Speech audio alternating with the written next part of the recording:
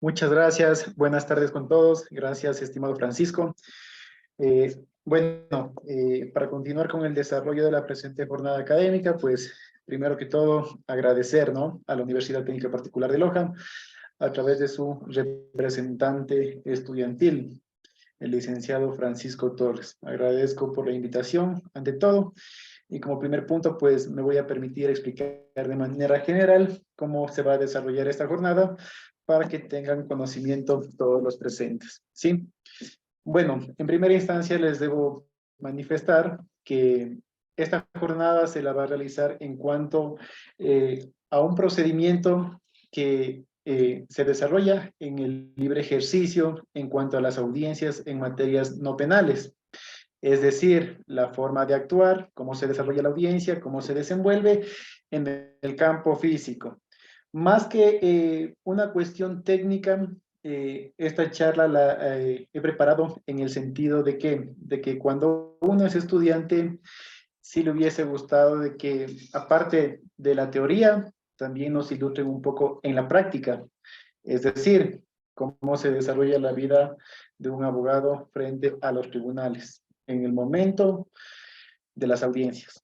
Es por eso, pues, que con este pequeño preámbulo, más que una charla para abogados como tal, es una charla netamente para estudiantes y sobre todo para estudiantes que no han conocido todavía o no han podido precisar o tener una visibilidad de audiencias, es decir, para estudiantes que recién están iniciando en el proceso o en el campo jurídico.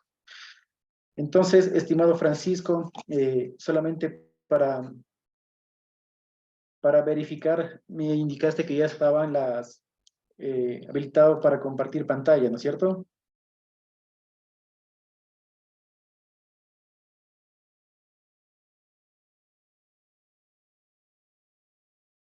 Sí, estimado, así es.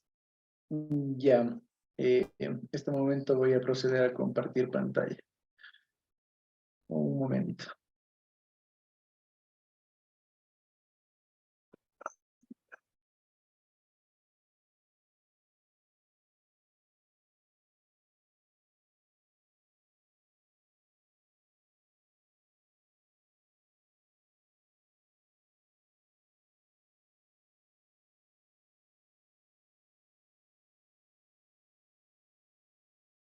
A ver.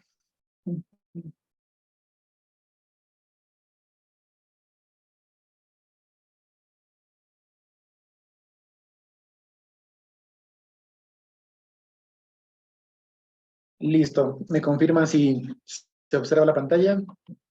Sí, La presentación. Ya. Sí se observa, Meneses y Asociado, RMR. Listo. Muchas gracias. Bueno, vamos a empezar esta jornada haciendo alusión a una frase que la indicaba Napoleón I, la que nos indica que muchas veces nos batimos más por nuestros intereses que por nuestros derechos. Y eso obviamente surge hasta la actualidad en el campo del libre ejercicio. Y en cuanto a la profesión, hay muchos abogados que nos hacen, obviamente, o abogados y usuarios que nos hacen quedar mal dentro de la profesión. Entonces, el desarrollo de esta diligencia, de esta jornada, es para entender todo el espectro que se da en el libre ejercicio. Así que continuemos. Como les habíamos indicado, lo que se va a hacer aquí es indicar formalmente cuál es el procedimiento y el desarrollo de la audiencia en el COGEP. Para este caso, he elegido dos tipos de procedimientos que se dan en la normativa, ¿no?, procesal.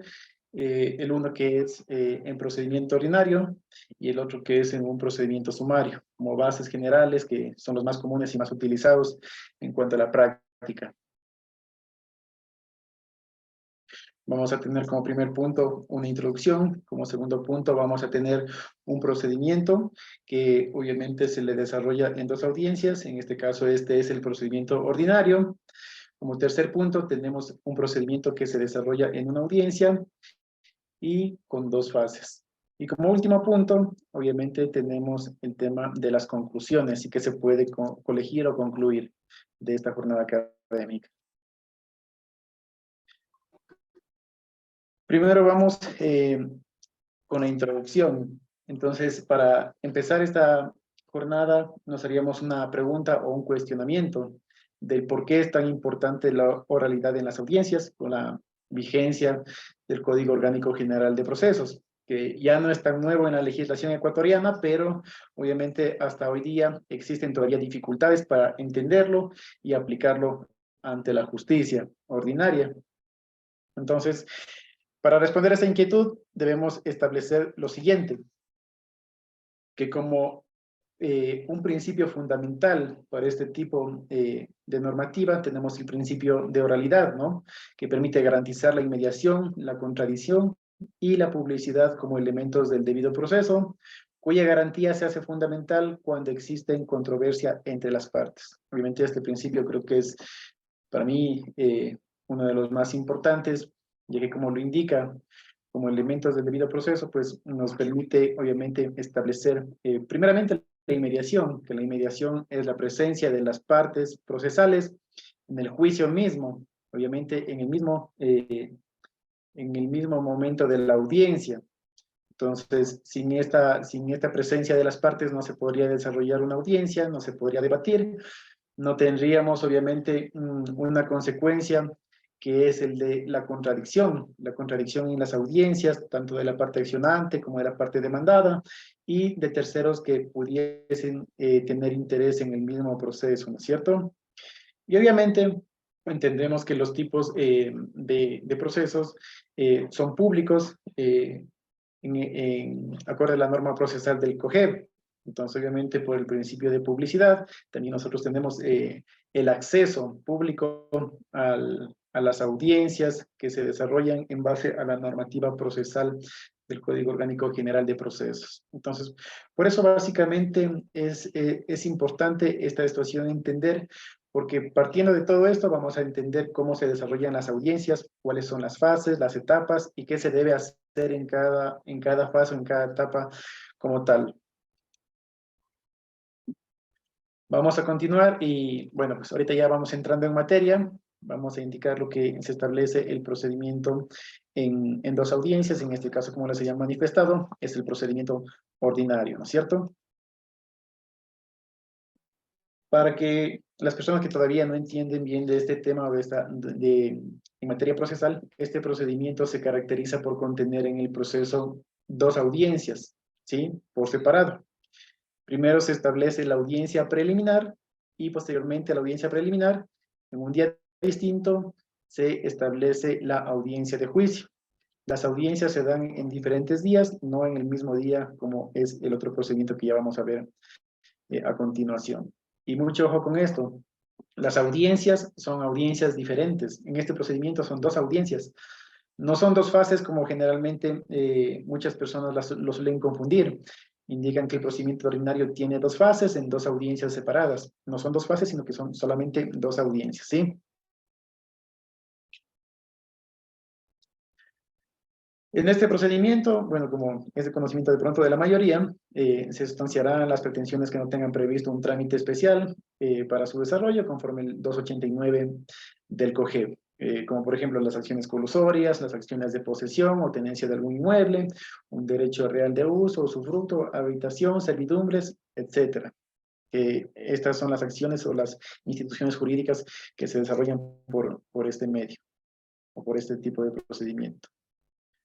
Bueno, pues continuando, vamos a hablar básicamente de cómo se desarrolla la audiencia preliminar, cuál es la forma de actuar dentro de la misma diligencia. ¿Listo? La audiencia preliminar, bueno, contiene los siguientes presupuestos, requisitos para que se pueda desarrollar la misma, y en base al desarrollo de la misma, obviamente el juez tiene el control de la audiencia y él es quien nos va a indicar paso a paso cómo vamos a desarrollar la audiencia. En este sentido, en ese proceso, el juez, cuando se instale la audiencia, ¿qué es lo que hace el juez? Generalmente el juez, o siempre, no generalmente, el juez debe primero ingresar a la sala, saluda, pide a la secretaria que certifique y nos encontramos dentro del día y horas señaladas para que se efectúe la presente audiencia. pide que se constate la presencia de las partes, si se encuentran todas las partes, y si no, pues caso contrario, ver por qué no ha comparecido alguna de las partes, ¿no? Que eso ya acarrearía otros temas en la resolución como tal del proceso. Como primer punto, ya en el tema mismo de la audiencia, lo que se establece principalmente es que las excepciones previas, el juez siempre está en la obligación de preguntar a las partes, o en este caso, principalmente a la demandada, si en su contestación ha establecido excepciones previas o no las ha establecido, ¿sí? Esta pregunta se la hace aun cuando la parte accionada o la parte demandada no haya propuesto excepciones previas, porque es un formalismo que el juez tiene que preguntar en el momento de la audiencia, así no esté escrito en la contestación a la demanda. Las excepciones previas sirven para fundamentar cuestiones que puedan afectar a la validez del proceso, a la decisión del proceso y también para que no acarree una nulidad posterior o a futuro dentro del mismo. ¿Sí? Entonces, subsanadas las cuestiones de las excepciones previas que puede o no haber presentado la parte demandada, el juez obviamente otorga la palabra enseguida a la parte accionante para que la parte accionante se pronuncie sobre la validez procesal. ¿Qué es la validez procesal? La validez procesal es el conjunto de requisitos que se debieron haber cumplido para que se continúe con el desarrollo tanto del proceso y en ese momento con el desarrollo de la audiencia. Entonces el juez inicia dando o concediendo la palabra a la parte accionante para que se pronuncie sobre la validez procesal.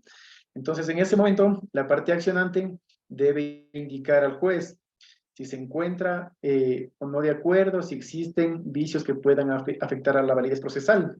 Los vicios que pueden afectar a la validez procesal son los vicios de procedimiento, de prejudicialidad y procedibilidad que puedan afectar a la validez del mismo.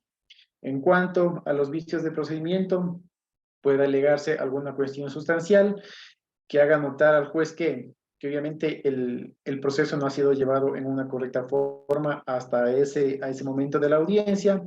Si de pronto pues el proceso se encuentra viciado de alguna cuestión sustancial, ¿no? Como por ejemplo, un ejemplo, digamos que es el de la contestación a la demanda, que la contestación a la demanda fue propuesta de manera extemporánea y a pesar de eso se calificó la contestación a la demanda y se convocó a las partes a la audiencia. Entonces, ese es un elemento obviamente que afecta al desarrollo del proceso en su momento y en el momento mismo de la audiencia. En cuanto al tema de prejudicialidad, estas son cuestiones que se deben subsanar y que son subsanables como tal en el mismo momento de la audiencia, en el sentido de que si se continúa la audiencia, nadie pueda alegar la nulidad para el desarrollo del proceso, ¿sí? Entonces, debemos estar muy claros en esas cuestiones. Y de procedimiento, prejudicialidad y procedibilidad. Son esas cuestiones que tienen que, obviamente, las defensas técnicas de las partes tener en cuenta para el tema de las alegaciones, como excepciones previas y validez procesal. Prácticamente las excepciones previas y la validez procesal van de la mano, ¿no? Generalmente en las audiencias se las hace por separados, pero prácticamente tiene que ver con lo mismo. ¿Listo? Como siguiente punto, el juez igual dará la palabra a la parte demandada o la parte accionada para que se pronuncie respecto de las mismas cuestiones que ya hemos hablado. Continuando con el desarrollo de la audiencia, el juez nuevamente resuelve, ¿no? Estas cuestiones de haber alguna objeción en cuanto a excepciones y validez procesal en ese mismo momento. Y si no hay nada que resolver, continúa la audiencia y continuando con la misma, otorga nuevamente la palabra a la parte accionante para que la parte accionante establezca el objeto de la controversia. ¿Listo? Entonces la parte accionante debe establecer el objeto de la controversia de manera puntual. ¿Sí?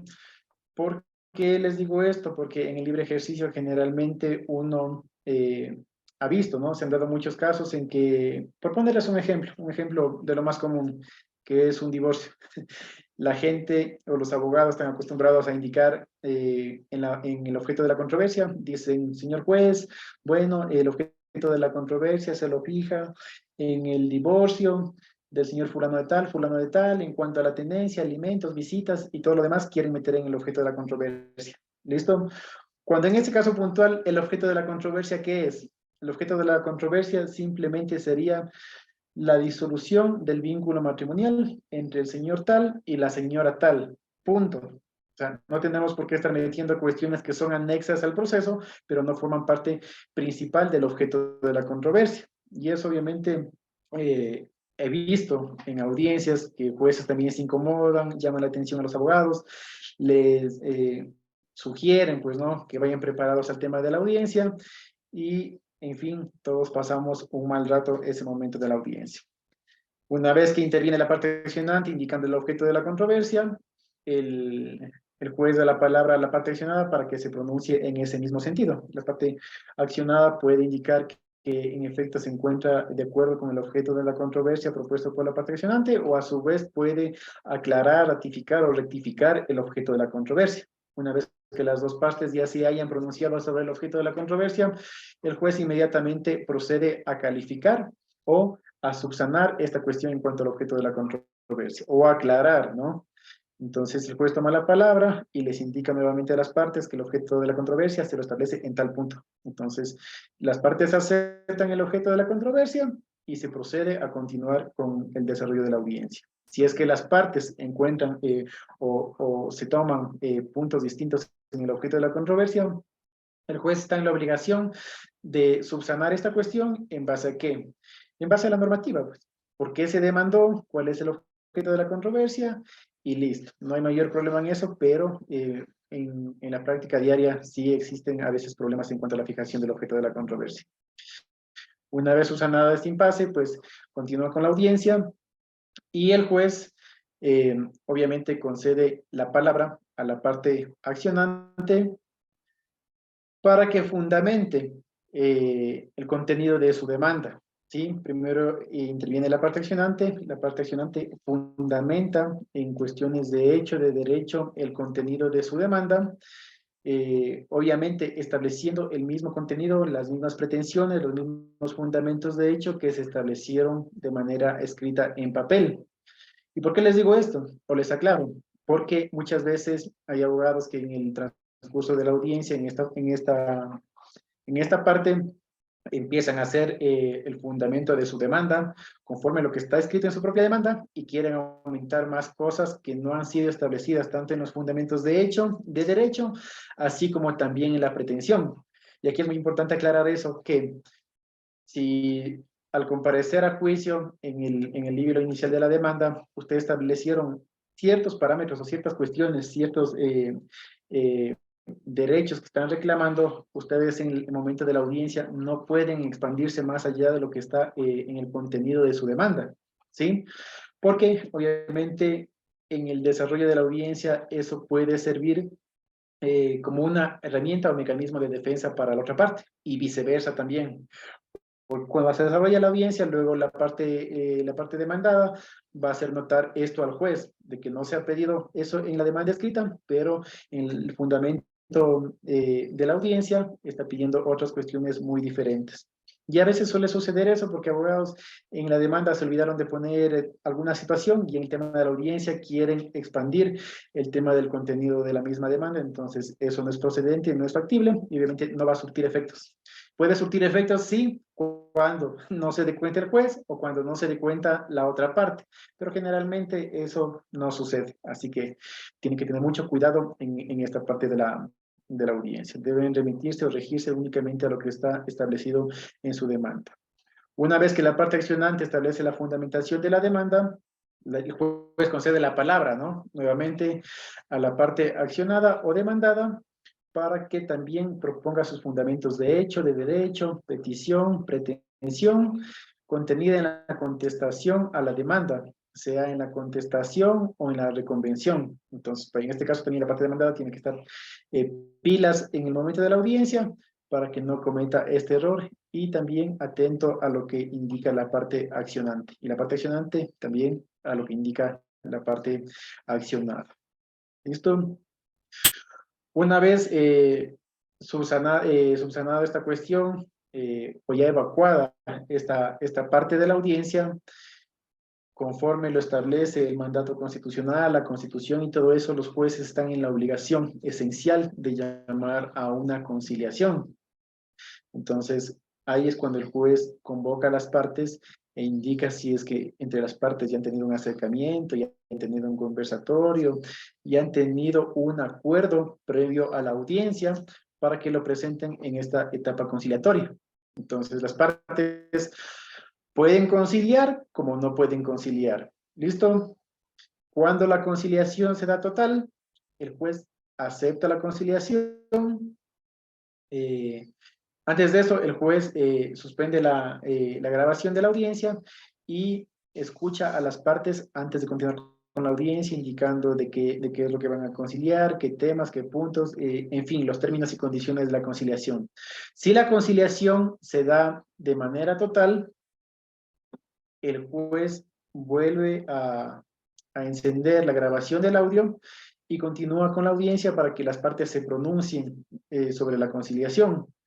La conciliación generalmente la interpone la parte demandada, el juez corre traslado a la parte actora, y si la conciliación es total, el juez acepta la conciliación y mediante el auto interlocutorio indica de que la conciliación ha sido total y consecuentemente en su resolución ya pone fin al proceso y hasta ahí llegaría el proceso. ¿Listo? No hace falta que pase a las demás etapas y se culmine el proceso como tal. Si ya existe conciliación total, ahí muere el proceso, ¿ya? Pero si no existe conciliación, el proceso continúa y hay que pasar al siguiente punto de la audiencia. ¿Listo? Hay otra cuestión también en la conciliación que hay que tener muy en cuenta, que las partes pueden conciliar no en todo, sino en una parte de lo que están debatiendo, ¿no es cierto? Entonces, si es que no hay una conciliación total y existe una conciliación parcial, el juez tiene la obligación de aceptar la conciliación parcial y en lo que no hay conciliación, continúa con el desarrollo de la audiencia normalmente. Consecuentemente, en esta audiencia preliminar, luego de la fase conciliatoria, el juez exhorta a las partes que inicien con el anuncio de los medios probatorios para practicar la prueba en la audiencia de juicio. Y nuevamente, en el mismo orden, concede la palabra ¿a quién? A la parte accionante para que anuncie los medios probatorios. ¿Listo? Entonces, desde aquí, ustedes ya pueden tomar una técnica en cuanto al anuncio de los medios probatorios. Si ustedes los quieren anunciar tal como los establecieron en su demanda, o los quieren anunciar de diferente forma, por estrategia, técnica legal o lo que sea, ustedes pueden hacerlo, ¿sí? No hay ningún impedimento para que ustedes cambien el orden del anuncio de los medios probatorios y también, posteriormente, el orden de la práctica de los medios probatorios. Entonces, igual, concede la palabra a la parte accionante para que anuncien el tema de los medios probatorios para practicar en audiencia y consecuentemente conceder la palabra a la parte accionada para que también se pronuncie sobre sus medios probatorios que va a practicar en audiencia de juicio. En esta parte es muy importante tener en cuenta que el anuncio de los medios probatorios que ofrece una parte puede ser objetado o puede ser revisado por el juez, ¿no? Y por el principio de contradicción, con el anuncio de los medios probatorios, tiene que ponerse en conocimiento de la otra parte para que la otra parte también se pronuncie y pueda objetar. Es decir, los medios probatorios son objetables en cuanto a la prueba documental, testimonial, pericial, etcétera. Entonces, ahí ustedes tienen que estar atentos a qué tipo de medios probatorios anuncia la contraparte para ustedes objetar, ¿sí? No se olviden que la prueba que anuncie, obviamente, la contraparte debe reunir los requisitos y los caracteres de utilidad, pertinencia y conducencia. Es decir, ¿por qué es útil? ¿Por qué es pertinente? ¿Y a qué conduce esa prueba? ¿Sí? Tienen que ver, obviamente, también que esa prueba sea adjuntada o haya sido adjuntada al proceso con su demanda o haya sido anunciada escritamente en la misma demanda porque si no, caso contrario, pues ustedes también pueden objetar. No puede sumarse prueba nueva luego de que obviamente ya se calificó la demanda, la contestación a la demanda, siempre y cuando esa prueba que se pretende aportar en audiencia, la parte contraria demuestre que ha sido imposible obtenerla con anterioridad a la audiencia, ¿sí? Caso contrario, esa prueba también se alegaría que no es útil, pertinente, conducente, o sino que a su vez, yo qué sé, es inconstitucional, se ha obtenido de manera inconstitucional, inoficiosa, en fin, las causales que ustedes creyeren pertinentes para alegar el tema de los medios probatorios que ofrece la otra parte, tanto para el accionante como para el accionado, ¿sí? Entonces, ahí simplemente van a anunciar de manera detallada qué es lo que van a practicar en audiencia de juicio y listo. Entonces, termina esa fase del anuncio de los medios probatorios, la jueza revisa tanto el anuncio de los medios probatorios de la parte accionante, también de la parte accionada, qué pruebas fueron objetadas tanto por la parte accionante como por la parte accionada, y la jueza obviamente haciendo estableciendo un criterio y una valoración de esa prueba para introducirla en juicio. Obviamente la jueza o el juez que conoce la causa va a establecer qué, va a establecer si en efecto esa prueba es útil, pertinente, conducente. Si no, esa prueba va a quedar deshecha, ¿sí? Y no va a ser admitida como tal en juicio. Y ese mismo momento, el juzgador competente coge y de manera oral a las partes les indica qué prueba ha sido admitida y qué prueba no ha sido admitida. En esta parte de la audiencia también, no se olviden que conforme al artículo 256 del COGEP, ustedes pueden apelar ese auto interlocutorio que inadmitió la prueba que ustedes anunciaron, ¿sí? Entonces, ustedes, si no se encuentran de acuerdo con la decisión del juez de que no les admitió una prueba, ustedes pueden apelar ese auto interlocutorio, ¿sí? Una vez que el juez analice el tema de la apelación del auto interlocutorio en cuanto a la prueba, el juez también se pronuncia al respecto y la concede la apelación o no la concede, ¿sí? Pasado este tema del anuncio de los medios de prueba y todo lo demás, vamos a la siguiente fase, en la que se concluyen las intervenciones y dice que se indica, ¿no es cierto?, que el juez de manera oral, ese mismo momento, emite sus resoluciones y de manera verbal también establece la fecha de la audiencia de juicio. Entonces el juez termina esta audiencia preliminar estableciendo que los autos interlocutorios en cuanto a todo lo que se realiza en la audiencia, en cuanto a las excepciones previas, validez procesal, objeto de la controversia, fundamentación de la demanda, contestación, anuncio de los medios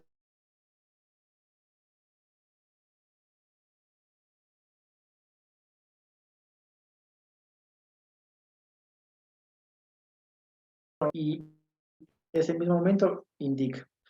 Hasta aquí termina la audiencia, posteriormente la audiencia de juicio se señala para tal fecha y listo. Ese auto interlocutorio lo indican de manera oral y posteriormente también es notificado de manera escrita a los respectivos casilleros judiciales físicos o a los casilleros judiciales electrónicos.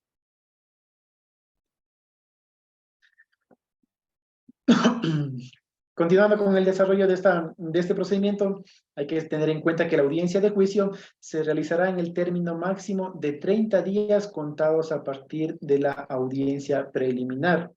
¿Listo?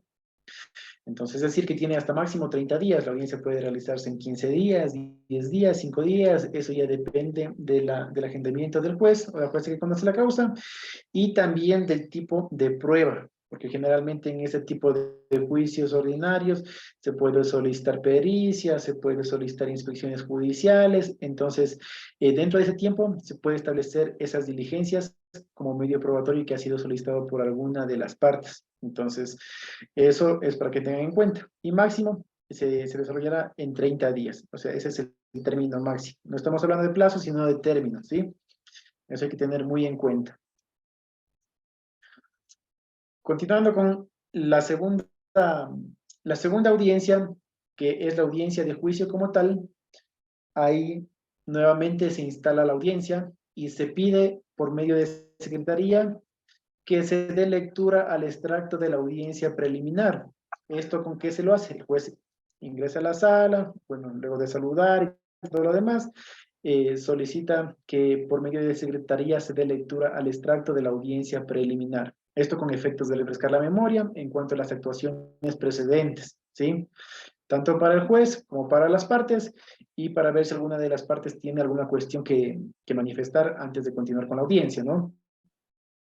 Acto seguido, pues, como le establece el procedimiento, el juez concede la palabra a la parte actora o a la parte accionante para que formule su alegato inicial, ¿sí?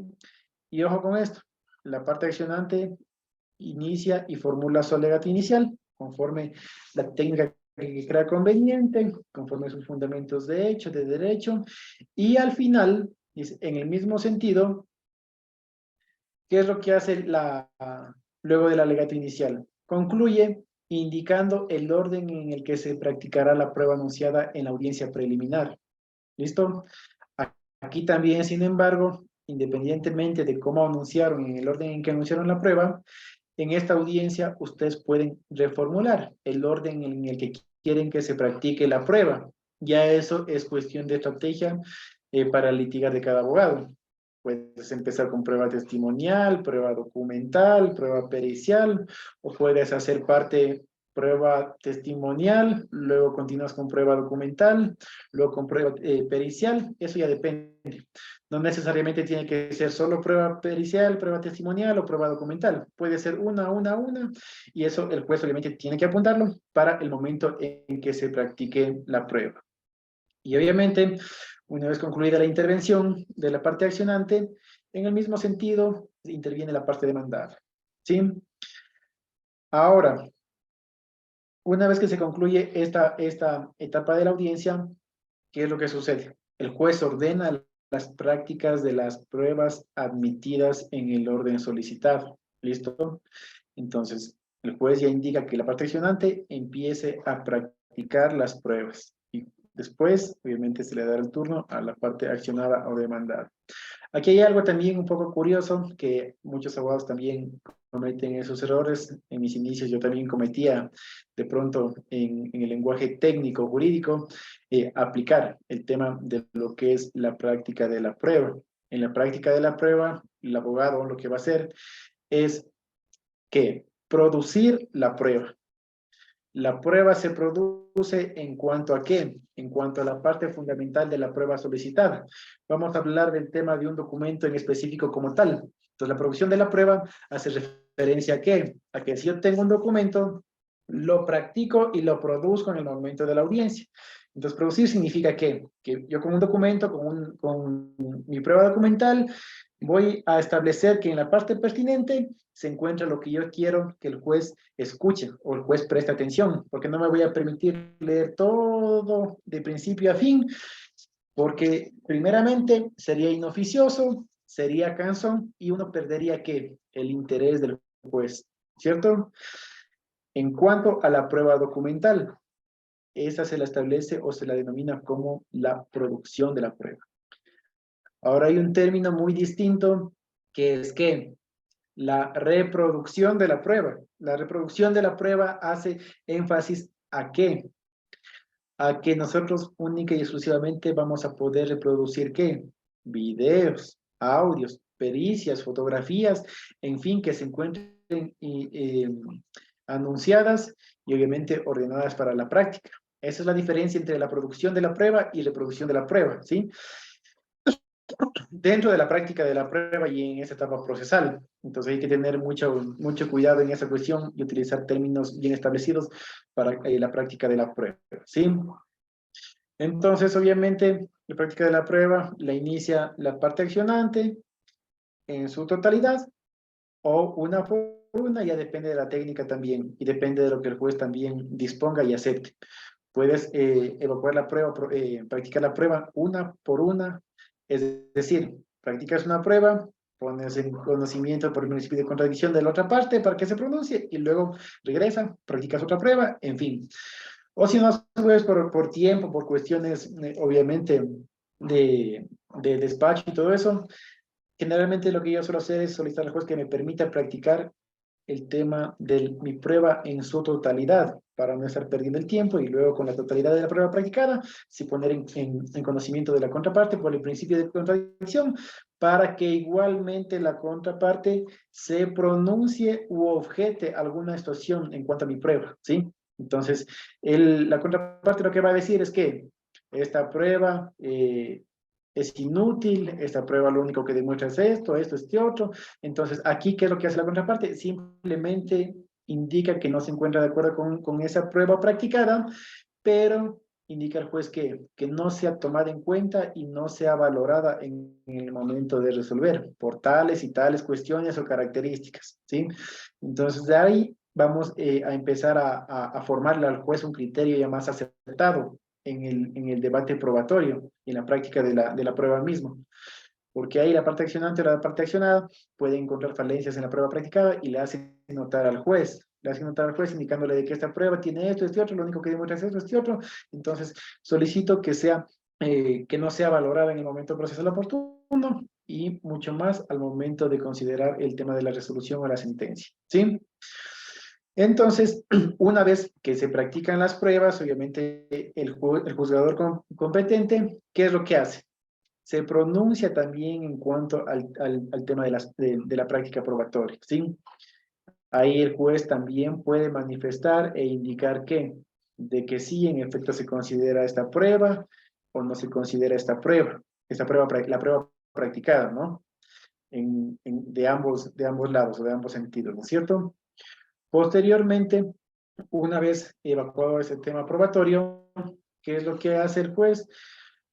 Nuevamente concede la palabra a la parte accionante para que formule los alegatos de clausura y en el mismo sentido, ¿no es cierto? Actor y posteriormente demandado. En los alegatos de clausura, obviamente, lo que se va a establecer en el tiempo que el juez obviamente nos dé para la intervención final, puede ser unos 15 minutos, 20 minutos, 10 minutos, dependiendo del caso o la gravedad o complejidad del mismo, ¿no?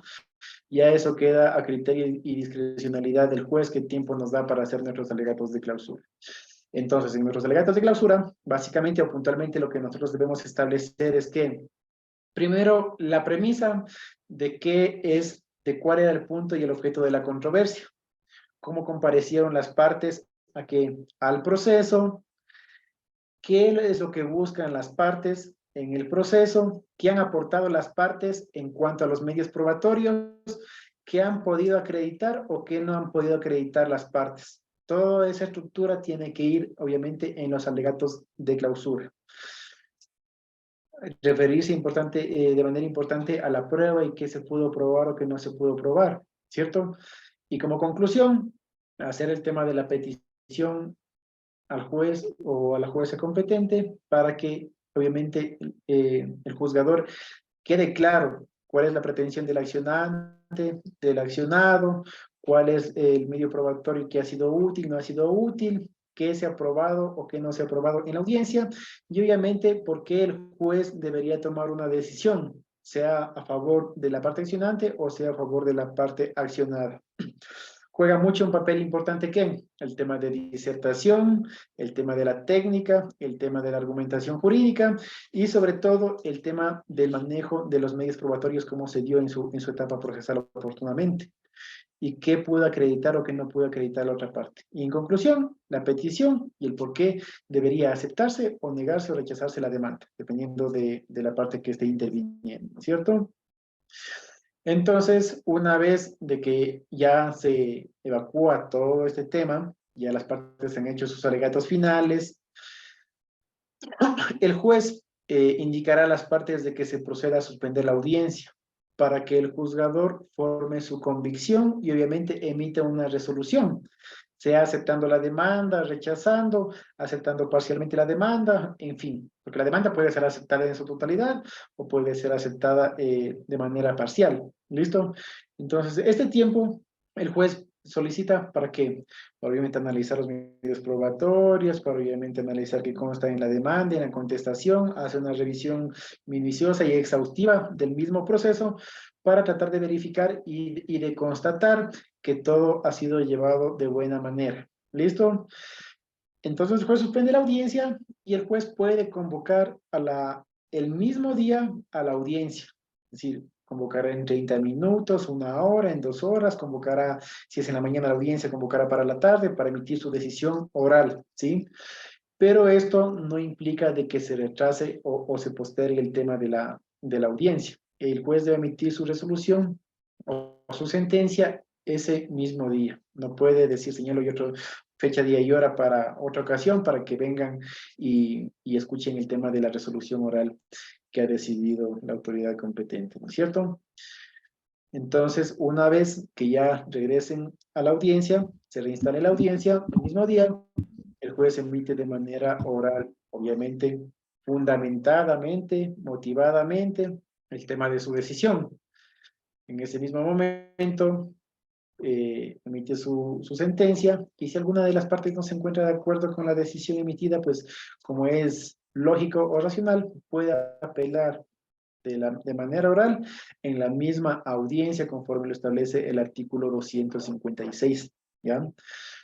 Aquí les quiero hacer notar, y esto por una experiencia que me pasó a mí también. Cualquiera de las partes puede establecer una apelación en el momento mismo de la audiencia de manera oral.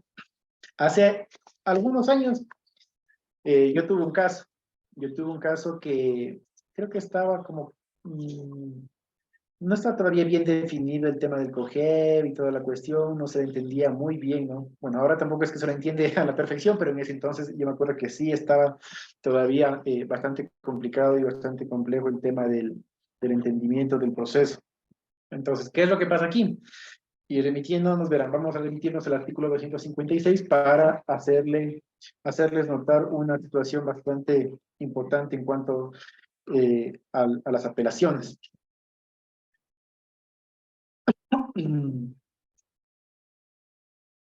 Entonces, ¿qué establece el artículo 256? Claramente establece lo siguiente: indica que la procedencia, el recurso de apelación procede contra las sentencias y los autos interlocutorios dictados dentro de la primera instancia, así como las providencias con respecto a las cuales la ley conceda expresamente este recurso. Y aquí viene el pero, porque dice, podrá interponerse de manera oral en la respectiva audiencia, ¿sí? Entonces, aquí, ¿qué es lo que pasó esa vez? Comparecimos a la audiencia, el juez emitió una sentencia, por nuestra parte no estuvimos conforme con esa sentencia, ¿listo? Pero obviamente nosotros salimos de la audiencia, ya nos notificaron luego la sentencia escrita, y en la sentencia escrita vimos las fallas que podíamos atacar de la sentencia, en cuanto a la motivación, en cuanto a la prueba, en cuanto a lo que fuese pertinente, ¿no es cierto? Y propusimos el recurso de apelación dentro del término pertinente. Proponemos el recurso de apelación, el juez, ¿qué es lo que hace? Coge y pone en conocimiento de la otra parte y le corre el traslado para que se pronuncie. Entonces uno sanamente pensaba que la otra parte le ponía en conocimiento para que se pronuncie o para que se adhiera al recurso, ¿no? Entonces uno esperaba que la otra parte se pronuncie en el sentido de qué, de que sí se va a adherir o no se va a adherir al recurso de apelación. Pero ¿qué es lo que contesta la otra parte? La otra parte contesta de que como la defensa técnica de la señora fulana de tal, en este caso éramos nosotros, no ha interpuesto el recurso de manera oral en la respectiva audiencia, se rechace el mismo por no haberse cumplido con esta supuesta formalidad, ¿ya? Entonces el juez lo que hace es, le corre el traslado, contesta a la otra parte en ese sentido, y luego emite el juez un auto. Entonces, en el auto indicaba que no procedía el recurso de apelación y se rechazaba por las consideraciones expuestas, y en fin, básicamente hacía caso a lo que la otra parte obviamente le alegaba, ¿no? De que no se procedía a formular el recurso de apelación de manera oral en la audiencia, ¿ya? Pero aquí viene el pero. En la audiencia no se formula el recurso de apelación, simplemente se indica de que no se encuentra de acuerdo con la sentencia y que apela a la sentencia, la cual en el contenido de la apelación se lo fundamentará de manera escrita en el término correspondiente, porque en audiencia no se fundamenta nada, solamente se deja indicando al juez de que no se encuentra de acuerdo y que se apela, ¿no es cierto? Pero sorpresa, el juez nos manda este auto y nos niega el recurso de apelación. Entonces, analizando el tema de la normativa, entonces, ¿qué es lo que viene ahí? Un análisis. La normativa te dice, podrá interponerse de manera oral en la respectiva audiencia. No te dice se deberá poner o proponer de manera oral en la respectiva audiencia, sino te está dando una cuestión facultativa la misma norma.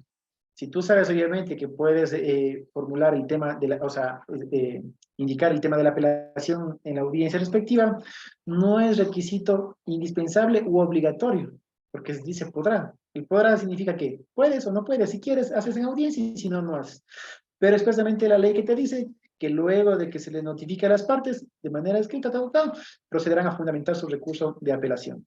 Entonces, esa decisión que tomó el juez, nosotros obviamente también apelamos a ese auto, subió a conocimiento de la Corte y la Corte nos dio la razón. Se revocó esa cuestión y nos otorgaron el tema de la apelación. Luego de que nos otorgaron el tema de la apelación, fuimos a la Corte y en la Corte en segunda instancia ganamos y ahí murió el caso. ¿Listo? Eso es para que tengan en cuenta nomás esas particularidades que no suelen suceder mucho, pero en efecto sí pasa de vez en cuando. Y eso pasa por la viveza criolla, que a veces también por desconocimiento de algún juzgador en alguna cuestión, o no más que desconocimiento, la otra parte como que le quiso marear. Entonces, esa sería la cuestión principal.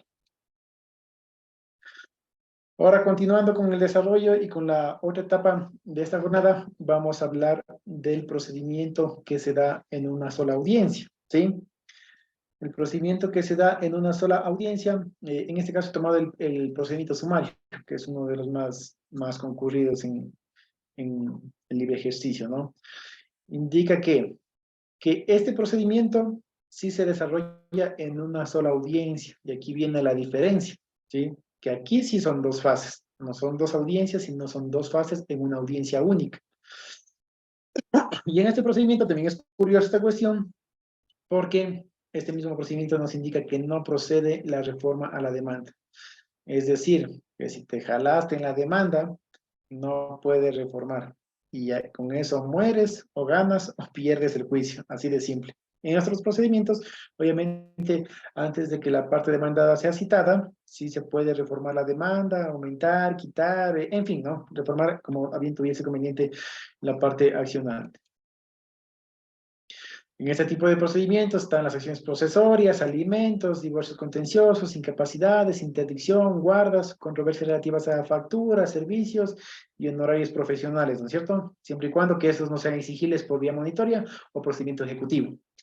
También existen en este procedimiento los asuntos que tienen oposición en procedimientos voluntarios. Cuando hay un procedimiento voluntario y existe una oposición, conforme a la norma, este procedimiento voluntario se transforma a procedimiento sumario y se continúa con las mismas reglas del procedimiento sumario. También se ven aquí o se visualizan asuntos laborales y también particiones no voluntarias. Es decir, de manera muy puntual he condensado esto para que más o menos tengan idea de qué tipo de acciones o instituciones jurídicas se puede reclamar en este procedimiento.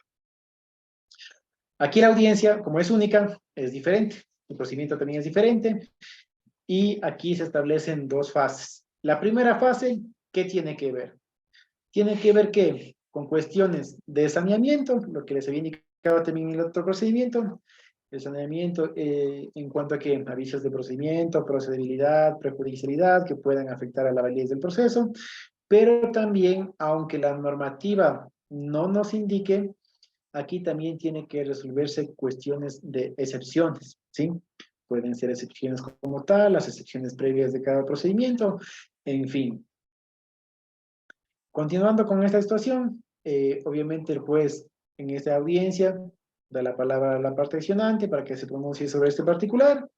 Luego también da la palabra a la parte accionada también para que se pronuncie sobre estos vicios que pueden afectar a la validez del proceso.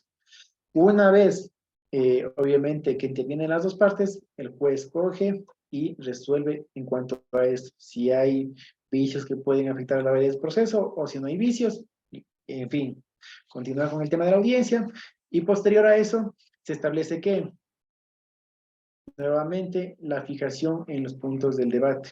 En estos casos, los jueces a veces saben coger y saben decir la fijación del punto del debate, se lo fija en tal. ¿Parte actor está de acuerdo? Sí. ¿Parte demandada está de acuerdo? Sí. Entonces, eso lo hacen a menudo, pero no siempre. O si no, el juez coge y dice, le concede a la defensa técnica la palabra de la parte accionante para que se pronuncie en cuanto a la fijación de los puntos del debate. Entonces, ahí nuevamente se pronuncia la parte accionante y, consecuentemente, la parte accionada. Igual, si las dos partes establecen el mismo punto o objeto de la controversia, y ya no hay ningún problema, el juez acepta el objeto de la controversia y se somete ya el objeto de la controversia para la continuación del procedimiento. Acto seguido, pues ya cuando se fije el punto del debate o los puntos del debate, el juez obviamente está llamado a la conciliación. Es decir, nuevamente aquí en este tipo de procedimiento aparece la conciliación. Eso ya por mandato constitucional y esto no puede ser inevitable. De la misma manera, el juez, ¿qué es lo que decide? Apaga o al secretario o secretaria le indica que pare la grabación de la audiencia y conversa sobre las cuestiones de conciliación, otorga a las partes un tiempo de 2, 3, 5 minutos para que concilien, en fin. De la misma manera, como lo hablábamos en el anterior procedimiento, la conciliación puede ser parcial, puede ser total o no puede haber conciliación.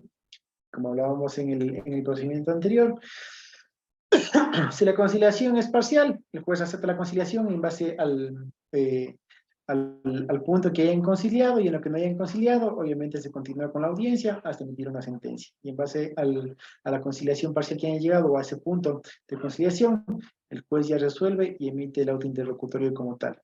Es decir, acepta la misma y en lo que tiene que ver con el resto, indica que se continúe con el tema de la audiencia con normalidad. Y aquí mismo, si no hay conciliación, a ver, lo mismo pasa aquí, ¿no? En el tema de la conciliación, si la conciliación ha sido total, el juez, ¿qué es lo que hace? Acepta la conciliación, se emite ese interlocutorio y chao, pone fin al proceso. O sea, no hay nada más que alegar ahí. Y ahí acabó el proceso y listo. Pero si ya no hay conciliación, o existe conciliación parcial, nos vamos a la segunda fase dentro de la misma audiencia. ¿Sí? Aquí también es curioso porque la misma normativa establece que en la segunda fase habrá el debate probatorio, alegato inicial, práctica de pruebas, alegato final, ¿cierto? Pero de manera muy, yo diría muy general, establece esta regla, ¿no? Porque aquí mismo en la normativa debería indicar a qué hace referencia el debate probatorio. Porque el debate probatorio, por doctrina, que hace referencia a qué, que es el anuncio y obviamente el anuncio y la práctica de la prueba. Ese en sí es el debate probatorio. Entonces aquí solamente establece como debate probatorio, pero no especifica qué, si solo es el anuncio de prueba o también es la prueba, ¿no es cierto? Porque después dice haga alegato inicial y luego de la alegato inicial la práctica de la prueba. Entonces aquí hay como una pequeña confusión también que se presta para no captar bien el tema de lo que nos establece la norma. Pero entendiéndolo o tratándolo de entender, y por la práctica también se ha establecido que el debate probatorio únicamente hace referencia ¿a qué?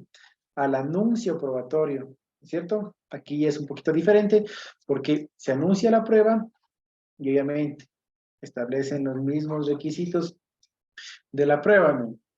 Parte accionante, formule su anuncio de prueba, corre ese traslado a la parte accionada para que se pronuncie sobre su prueba, y lo mismo, parte accionada, pronúnciese sobre su anuncio de prueba y corra ese traslado a la parte accionante. Se pronuncian las partes y la jueza o juez que conoce la causa, ¿qué es lo que hace? Admite o no admite la prueba, dependiendo de las alegaciones que hagan en las partes, ¿no es cierto? Una vez que ya se hace el tema de las alegaciones, el juez ya resuelve de que acepta o no acepta tales pruebas. Cualquiera de las partes, si se encuentran de acuerdo, continúan con la audiencia, y si no, pues obviamente apelan a ese autointerlocutorio que rechace o niegue el tema o admite el tema del anuncio de prueba, ¿cierto?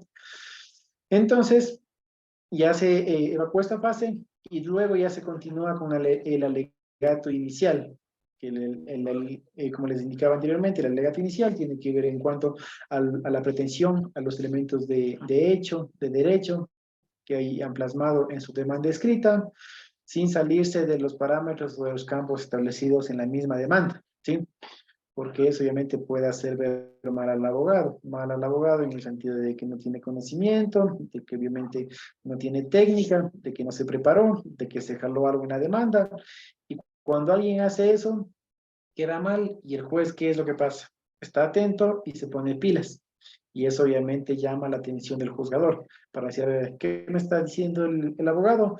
Pero eso no dice aquí. Y desde ahí mismo el juez ya va formando su criterio. Entonces, eso hay que tener mucho cuidado. Entonces, hacen el alegato inicial, la parte accionante empieza, luego el juez concede la palabra a la parte accionada para que también haga su alegato inicial. Una vez finalizados los alegatos de las partes, el juez otorga la palabra nuevamente a la parte accionante para que inicie con su práctica de la prueba, ¿ya? La parte accionante inicia obviamente con su práctica de la prueba, que ha sido aceptada como tal, y procede a producir y a reproducir la prueba como tal. Esto en el orden igual que se crea conveniente, que se crea asistido, sin limitación alguna. Cada una de las partes puede practicar la prueba en el orden que desee. Entonces no hay un límite, no hay un parámetro o un estándar que establezca como tal el tema de la práctica de la prueba. Una vez establecido el tema de la práctica de la prueba, la parte accionante procede a poner en conocimiento igual por el principio de contradicción a la parte demandada las pruebas, para que la parte demandada se pronuncie respecto de ellas y obviamente haga caer en consideración, en cuenta al juez o jueza de que por qué se debe tomar en consideración la prueba practicada por la otra parte, ¿no es cierto? Y esto es muy importante, ¿por qué? Y aquí voy a hacer un paréntesis. Porque en este sentido, ¿qué es lo que establece un principio constitucional? El principio de contradicción. Si en la audiencia, la parte cualquiera de las partes, ¿no? En este caso pongamos un ejemplo, la parte accionante practica su prueba y obviamente el juez está consciente de que ya ha practicado la prueba y el juez no puede decir como no puede decir nada. Pero si la parte que ya hace su práctica de prueba no solicita al juez de que se le permita poner en conocimiento de la otra parte para que se pronuncie por el principio de contradicción, esa prueba puede quedar invalidada o no puede ser tomada en consideración al momento de resolverse. ¿Por qué? Porque basados en este principio, ¿qué es lo que pasa? De cierta manera, no has aplicado el principio de contradicción y también, ¿qué es lo que pasa aquí? Tal vez podrías acarrearse una situación de que en el momento de la audiencia, sea por parte del juzgador, si no se pronuncia, la otra parte ha quedado en indefensión en el sentido de qué? De que no se pudo pronunciar respecto de esa prueba. No estamos hablando de indefensión de que no tiene un patrocinio legal, nada, no, eso es otra cuestión aparte, sino en indefensión en que se practicó la prueba, pero tú no tuviste la oportunidad de qué? De refutar la prueba, de contradecir la prueba. Y ojo, que esto pasa, ha pasado en algunas ocasiones, que la practican la prueba y se olvidan de decir que ponen en conocimiento de la otra parte por el principio de contradicción. Y el juez simplemente coge, no dice nada y le dice, abogado, ya, esa es toda su intervención. Y muchos dicen, sí, es toda la intervención. Devuelve el expediente para que practique la prueba a la parte demandada. Entonces el juez obviamente ahí sí ya da la palabra a la parte demandada practica su prueba, pone en conocimiento de la parte accionante y absolutamente al finalizar el tema de la práctica de su prueba, puede solicitar e indicar que la prueba practicada por la parte accionada no se tome en consideración ni sea valorada por cuanto no se ha puesto en conocimiento de la otra parte y no ha podido hacer uso del debido derecho constitucional a contradecir la misma prueba. Entonces, ahí puedes perder el juicio tranquilamente, si es que no te pones pilas en eso. Entonces, una vez que se practican las pruebas, el tema del juez lo que hace es que empieza ya a formarse su criterio y dice esta prueba que ha practicado el abogado de la parte accionante, se la toma en consideración, se la acepta y obviamente, perdón, Y obviamente se la tomará en consideración en el momento de resolver, ¿no es cierto? Entonces el juez acepta la prueba, pero si fuese el caso que les comenté ahorita, el juez simplemente lo que tiene que decir es que la prueba no se tomará en cuenta, la prueba practicada por tal o cual persona, por cuanto no ha sido puesta en conocimiento de la otra parte para su pronunciamiento. Y ese es un tema que tiene una amplitud de debate, por el sentido de que qué es lo que pasa si tú practicaste la prueba, no pusiste en conocimiento de la otra parte, por el principio de contradicción, y el juez ya no valora la prueba por eso, o ya la prueba practicada no le toma en consideración. Obviamente estaríamos hablando de que tienes una gran probabilidad o posibilidad de perder el caso, así de simple. Entonces, hay que tener mucho cuidado con esta situación en el tema de las audiencias. Ser astuto, ser ágil mentalmente, no olvidarse de los procedimientos, no olvidarse de los principios legales, constitucionales, y en fin, cuando evacúes y practiques la prueba, nunca se olviden de este principio que les acabé de decir, el principio de contradicción. Si ustedes se jalan en eso, pueden perder un caso simplemente por eso. Entonces, eso básicamente. Continuando con el tema, una vez que se practican las pruebas, y obviamente cada parte alega el tema de las pruebas, para qué sirvió, la parte pertinente le hizo reconocer al juez y todo lo demás, y se cierra esta etapa en la audiencia, ¿no es cierto? Luego, enseguida el juez otorga la palabra a la parte accionante para que se pronuncie con su alegato final, y posteriormente para que se pronuncie también la parte demandada con su alegato final. Con la misma estructura que les expliqué anteriormente, esa misma estructura deben aplicar. O sea, no es que deben aplicarlo, porque eso ya depende del alegato, cómo ustedes lo quieran hacer, depende de su teoría, de su técnica, ¿no? Por lo que quieran aplicar en el tema del alegato final, ¿sí? O sea, ya eso, existe un formato, digamos, en la práctica, pero no es obviamente esencial que apliquen el mismo formato, ¿no? Cada quien aplicará el formato que le corresponda o que le convenga, ¿no? La cuestión es que en el alegato final se le debe hacer notar al juez los errores, las fallas de la otra parte, empezando desde la demanda a su contestación, en el tema de la prueba, qué aportó, qué no aportó, si es útil o no es útil, si es pertinente o no es pertinente, si ha conducido o no ha conducido a nada, y por lo tanto concluir con que se acepte la demanda, se rechace por tal o cual situación, y haciendo una analogía en cuanto a la normativa vigente, ¿sí? A los fundamentos de derecho, aplicando también la doctrina, aplicando también jurisprudencia, que haga al juez caer en cuenta por qué debe tomar una decisión o no debe tomar una decisión fundada. Eso también le sirve al juez, ¿para qué? Para que en su sentencia escrita o oral, y más en las escrita, ¿no? Si ustedes les aplican la normativa vigente, ustedes les aplican doctrinas, si ustedes les aplican fallos, si ustedes les aplican números de sentencias de la Corte Constitucional, eso les sirve también al juez, ¿para qué? Para crearse un panorama más amplio al momento de redactar la sentencia, y sobre todo, ¿qué? Si la sentencia va a emitirse a su favor, el juez va a decir, fulano de tal estableció esto en la audiencia y me sirve para fundamentar y darle la razón. Y de hecho, eso pasa. Con los fundamentos que tú haces, obviamente, en el alegato final, el juez muchas veces los coge y los pone o los plasma en el contenido de la sentencia, en la parte que motiva, ¿no es cierto? Entonces, ese también es un punto extra que debemos tomar y tener en consideración para el efecto de determinar un proceso, ¿no es cierto? Luego, obviamente, viene el tema de la sentencia o la resolución oral, dependiendo del caso, y también, pues, aquí pasa lo mismo que en el otro caso. O sea, no es que les van a suspender la audiencia de la mañana a la tarde, simplemente este tipo de procedimientos ¿son complejos o no son complejos? Sería la pregunta.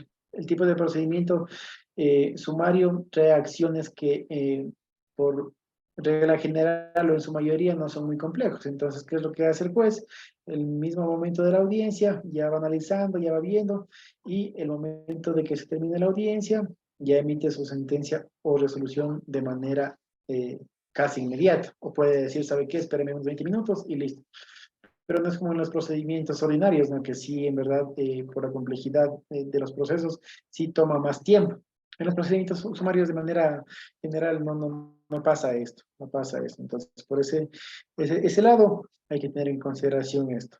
Y como habíamos indicado anteriormente, igualmente, si es que ustedes no se encuentran de acuerdo, obviamente, con la sentencia o resolución dictaminada por el juzgador, pueden apelar de conformidad al artículo 256 del Código Orgánico General de Procesos. No se olviden de la, no se olviden de la, de la petición de apelación en audiencia, por si acaso les vaya a salir algún vivo, como me salió a mí hace tiempo, y me quiso bajar el juicio como tal.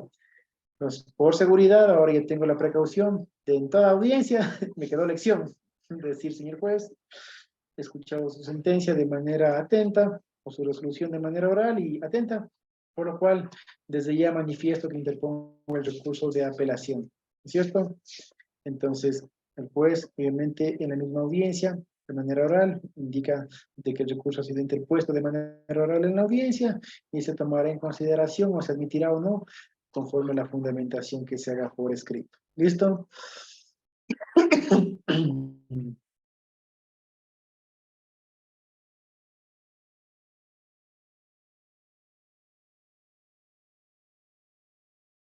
A ver. En esta parte y de manera muy puntual voy a hablar brevemente sobre la audiencia única en procedimientos voluntarios, porque aquí también tiene un tratamiento especial en la forma de desarrollarse la audiencia. Y recientemente me pasó el día jueves de la semana pasada en Ibarra, en una audiencia a la que fui. Bueno, me pasó últimamente ahí, pero generalmente así suele suceder, acorde al criterio del juez, cómo se desarrolla la audiencia. Y les explico puntualmente en el último caso que tuve. Resulta que yo estaba solicitando el tema de una curaduría para contraer segundas nupcias. No era nada del otro mundo, entonces fui, cogí y me presenté a la audiencia. Por regla general, el Código Orgánico General de Procesos te establece, conforme al artículo 3, de que el juez es el que direccionará la audiencia en su etapa, en cada fase, y obviamente te irá indicando cuándo tienes o no tienes que intervenir, ¿no es cierto? Cuando te da la palabra, cuando te la quita, cuando da la palabra a la contraparte y cuando no le da. En este caso, en un procedimiento voluntario, no existe digamos generalmente, no existe, ¿no? Un demandado o contradicción. Entonces, ¿qué es lo que pasa aquí? Simplemente tú presentas tu petición, en este caso la curaduría especial, el juez te calificaba, tú compareces a audiencia, como no tienes obviamente un contradictor o un demandado, tú inicias la intervención. Pero aquí hay jueces que conforme a su criterio te indican cómo actúes en audiencia. Entonces, te indican lo siguiente. Hay jueces que te dicen, a ver, defensa técnica, le voy a conceder la palabra para que se pronuncie en cuanto a la validez procesal. Luego, ¿cuál es la validez procesal? Luego, terminas tu intervención y te dicen, a ver, en este punto de la audiencia le voy a conceder la palabra para que se pronuncie cuál es el objeto de la controversia. Pues tú nuevamente tomas el uso de la palabra e indicas cuál es el objeto de la controversia. Siguiendo con eso, obviamente no va a haber conciliación, esta etapa no se topa en este tipo de procedimientos, y luego te dice que te concede la palabra ¿para qué? Para que expongas tus fundamentos de hecho y de derecho contenidos en tu petición, ¿no es cierto? Y también para que posteriormente practiques el tema de la prueba, es decir, el juez te va direccionando. Entonces, uno hay que ir preparado a las audiencias y también ir preparado para entender de cierta manera el pensamiento del juez. Entonces, ¿qué sucede? Que muchas veces estas audiencias se dan así, con los parámetros que el juez va interviniendo, te va dando la palabra, te va diciendo que ya es esta etapa, que te pronuncies respecto de esto, eso, de esto, ¿no es cierto? Entonces resulta que en concreto el día jueves fui a la curaduría, estuve ahí, entonces la jueza coge el expediente y entra, ¿no? Dice, buenos días, dice con todos, le dice, ni siquiera solicitó que por secretaría se confirme la presencia de la parte solicitante o si están en el día y hora señaladas para la audiencia. Escoge el proceso y dice, a ver, ¿este proceso de qué es? Este proceso es curaduría, dice. A ver, bueno, dice, buenos días, señor abogado, tenga la gentileza, le doy la palabra para que desarrolle la audiencia. Entonces, yo me quedo pues como pensando y le digo, le levanto la mano, le digo, doctora, le digo, permítame solamente un comentario. ¿Voy a hacer la audiencia de corrido o usted me va a ir fraccionando las intervenciones en el tema de la audiencia para desarrollar la misma? Entonces me dice, No dice, usted ya sabe lo que tiene que hacer. Dice, usted desarrolla su audiencia y al fin yo ya voy a ver qué resuelvo. Entonces yo me quedé como que un poco pasmado y le digo, obviamente, pero eh, la regla procesal establece que usted direccione las audiencias y las etapas de la audiencia también, pues obviamente, ¿no? Entonces la jueza creo que ha estado un poco mal dormida, que estaría. Pues le dije, verá, doctora, yo voy a hacer el desarrollo de la audiencia, pero obviamente conforme a la práctica normal. Entonces, yo empecé pronunciándome sobre los vicios de procedimiento, toda la cuestión validez procesal, el tema de la fijación del punto del debate, la conciliación ya no hubo, por obvias razones, entonces procedí a fundamentar mi demanda conforme a fundamentos de hecho, de derecho, la pretensión, lo que exigía y listo, ¿no es cierto? Como obviamente es un procedimiento voluntario, dije, esta jueza, como está media cara de pescado, voy a solicitar también que se considere como medios probatorios los que había solicitado en el proceso, ¿no? Que son las partidas de nacimiento, la partida de matrimonio de la señora marginada con el divorcio, el tema de los certificados de bienes y todo eso, para que considere. Entonces, yo antes de eso, antes de terminar la intervención, le digo, y para finalizar, le digo, para que se me otorgue mi pretensión, solicito se me facilite el expediente para anunciar y practicar mi prueba. Entonces la jueza coge y me dice así, pero requiere el expediente, porque ahí tiene la demanda, me dice así. Entonces le digo, sí, le digo, pero voy a practicar, para indicarle a qué hojas está la prueba que voy a anunciar y voy a practicar. Entonces resulta que al último la jueza ya cogió, me aceptó el tema de la curaduría, solicité que se le escuche a la compareciente para contraer segundas nupcias, su deseo, el por qué, todo lo demás, y también al curador insinuado, ¿no es cierto? Entonces la jueza ya cogió, le hizo un poco diferente la audiencia, pero bueno, al fin y al cabo salió bien el tema de la audiencia. Ahora, acá en la ciudad de Quito, generalmente sí me ha pasado que uno que otro juez nomás actúa así como la jueza Ibarra, ¿no? Pero en su mayoría el juez toma la palabra, te dice el mismo que te pronuncies, que en esa etapa procesal digas esto, eso, este otro, que te pronuncies sobre el otro, que practiques tu prueba, en fin, ¿no es cierto? Todo el desarrollo de una audiencia normal. Entonces, a lo que iba con esto es que es bastante importante uno que darse cuenta de cuál es la intención del juez, porque si tú no vas preparado, no sabes cuáles son las fases del desarrollo de la audiencia y el juez te coge, te sorprende en ese tipo de procedimientos, entonces, obviamente, sí puedes tener alguna complicación en el tema de tu defensa, en el tema incluso de la decisión que adopte un juez para que emita su resolución o su sentencia. Entonces, con esto hay que tener mucho cuidado. Eso les digo por experiencia propia. Entonces, ahorita les voy a indicar de manera ya puntual lo que ustedes ya debieron leer en el tema de la gráfica que les presenté, que este tipo de procedimientos por lo general no existe contradicción en su mayoría. Obviamente, en otros casos si existe contradicción y si existe contradicción, se establece o se convierte en un procedimiento sumario y ya se continúa con el desarrollo de las reglas del procedimiento sumario. Como siguiente punto, tenemos que las audiencias se desarrollen con un tratamiento diferenciado en cuanto a la conducción de la misma por parte del juez y acorde a su criterio. Eso era lo que les acabé de explicar y lo que me ha pasado en algunos casos. ¿Sí? Y por último, el juez puede dirigir la audiencia por partes o puede solicitar que la defensa técnica realice una sola intervención y de corrido, que es lo que me pasó y lo que les estaba comentando. Pues, mucho cuidado con eso, pónganse en pila siempre en la audiencia. Y desde que entran a la audiencia, entren viendo al juez con buena cara, saludando, porque hay jueces que están mal dormidos y si se te pasa o omites decir alguna cuestión, ya desde ahí empieza el problema. Y eso pasa en la práctica diaria bastante. Pues los jueces están de malas y hasta en ocasiones son groseros. Yo sí he tenido un poco de altercado con algunos jueces o juezas que sí han sido groseros en el tema del tratamiento, tanto para los abogados como para las partes, incluso para el público. Entonces, de manera educada, adecuada, acertada, hay que exhortar al juez a que actúe de una manera correcta, que no sea abusivo, porque son actuaciones abusivas. Esas, no se olviden que ni el juez es más que el abogado, ni el abogado es más que el juez. Simplemente el juez está ahí sentado para tomar una decisión, no para sobreponerse sobre los abogados o sobre las partes.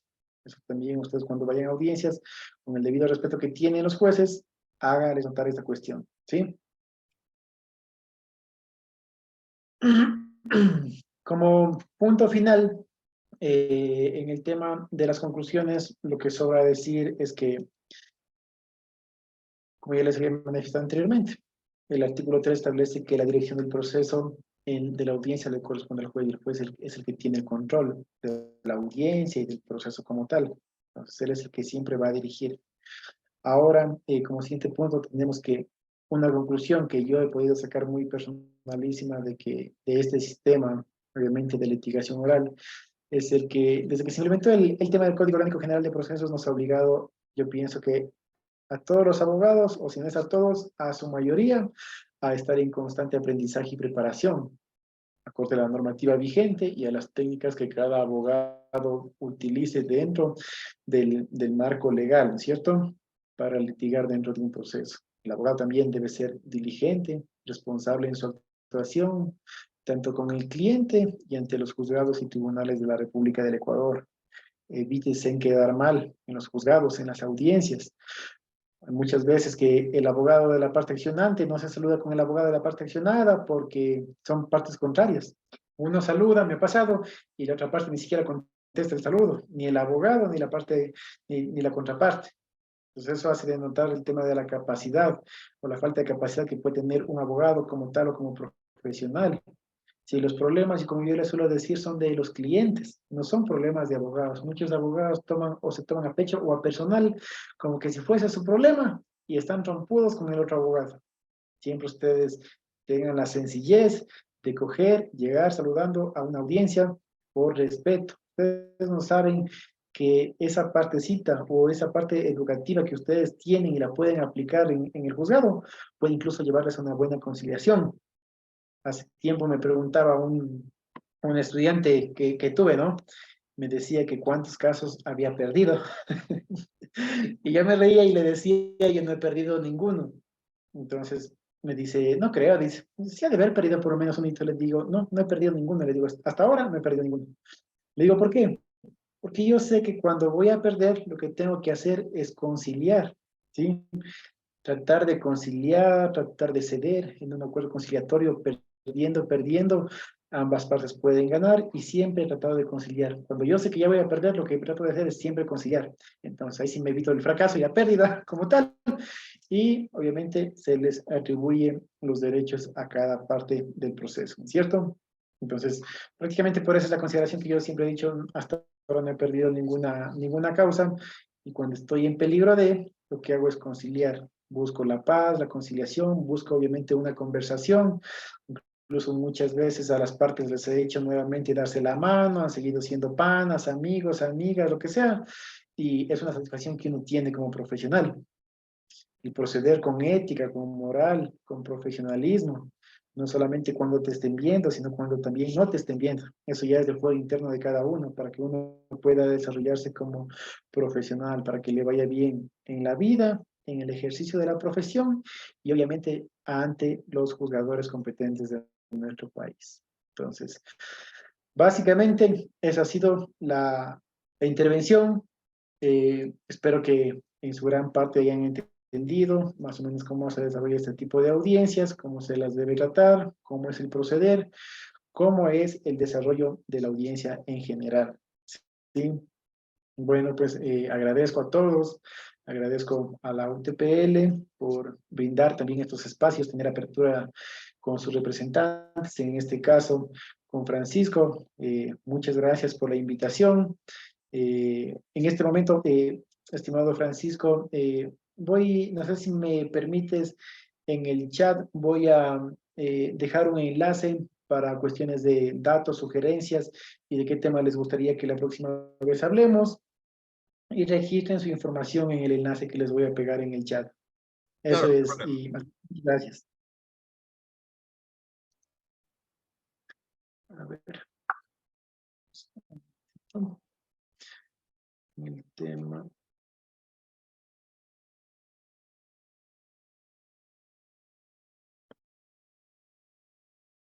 Listo. Este momento acabé de enviarles el link para que registren. En las próximas ocasiones que requieran, indiquen qué tema les gustaría que hablemos. podríamos hablar en una próxima ocasión cómo se desarrolla la prueba, el tema de la práctica de la prueba en sí como tal, el tema de los medios probatorios, lo que ustedes deseen, pueden llenarlo en ese formulario y poner en conocimiento también de las autoridades o representantes de la UTPL para que estemos prestos también a compartir el conocimiento, porque yo siempre he partido de la premisa de que el conocimiento se lo obtiene es para compartir, no para ser egoísta o mezquino. En lo poco que yo conozco, pues siempre he tratado de compartir con colegas, con estudiantes, con amigos y enseñando también aprendo. Una de las mejores formas de aprender es enseñar. Así que con estas consideraciones, pues agradezco a todos, espero que hayan entendido, en algo les haya servido. Muchas gracias y pues que tengan buena noche. Te devuelvo la palabra, estimado Francisco, para los fines pertinentes. Sí, abogado, muchísimas gracias por habernos acompañado el día de hoy. Espero que podamos coordinar para futuras ponencias, nuevos temas que sean de interés de todos los compañeros, más que nada los compañeros de la universidad. Estamos ahorita todavía cursando. Pues nada, también indicarles que el día de mañana tenemos una ponencia sobre lo que es contratación pública, ya que es una ponencia, es una conferencia en colaboración con administración pública, con la carrera. Entonces ya se enviará también al grupo de capacitaciones UTPL el link y la información. Sin más que agregar, pues se les agradece a todos su interés, la asistencia, y abogado Meneses, muchísimas gracias por este espacio tan valioso. Muchas gracias a todos ustedes, que tengan una muy buena noche y éxitos en sus carreras.